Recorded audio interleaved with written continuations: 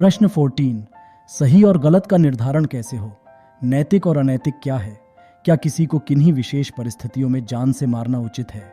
जिससे सभी को सुख उत्पन्न हो वो सही है और जिससे दुख उत्पन्न हो वो गलत है। तो सही और गलत का निर्धारण सुख और दुख से ही होता है। सुख होने का अर्थ सही और दुख होने का अर्थ गलत। हम सभी सुखी होना चाहते हैं, अर्थात हमारे जीवन का उद्देश्य सुख प्राप्ति है। तो सुख ही कसौटी होगा कि जो हो रहा है वो सही है या गलत, ये जानने का। नैतिक का अर्थ होता है नीति के अनुसार, अर्थात जीवन को सुखी करने के लिए नीतियां बनाई जाती हैं, जो कि इसी बात को ध्यान में रखकर बनाई जाती हैं कि उनसे हमारे जीवन के उद्देश्य की प्राप्ति हो। और जीवन का उद्देश्य है सुखी होना। तो नैतिक और अनैतिक का निर्धारण भी जीवन के उद्देश्य के आधार से ही होगा। जो करने से सुख होता है वो नैतिक और जो करने से दुख होता है वो अनैतिक।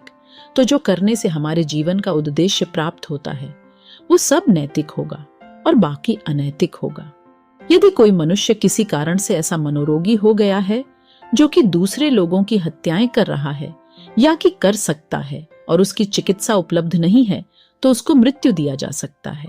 और यदि कहीं पर ऐसी परिस्थितियां आ गई हैं कि यदि आपने सामने वाले को नहीं मारा तो वो आपको मार देगा, अर्थात आत्मरक्षा में भी आप संबंधित व्यक्ति या व्यक्तियों को मृत्यु दे सकते हो।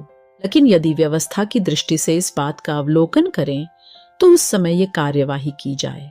परंतु साथ ही ये भी खोजना चाहिए कि कहीं व्यवस्था की किसी कमी के कारण तो ऐसी घटना नहीं हुई है। यदि कोई कारण दिखे तो उसे तुरंत सही करना चाहिए, नहीं तो ऐसी घटनाओं की पुनरावृत्ति होती रहेगी।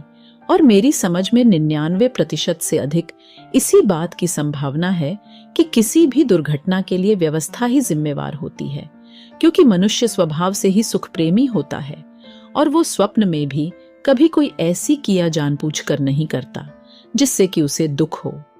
या तो उस बारे में वो अज्ञानी होता है और या तो खराब व्यवस्था के कारण वो अपने आप को मजबूर पाता है वैसा करने को। तो कोई भी दुर्घटना होने पर व्यवस्था में कमी की जांच उच्च स्तर से होनी चाहिए।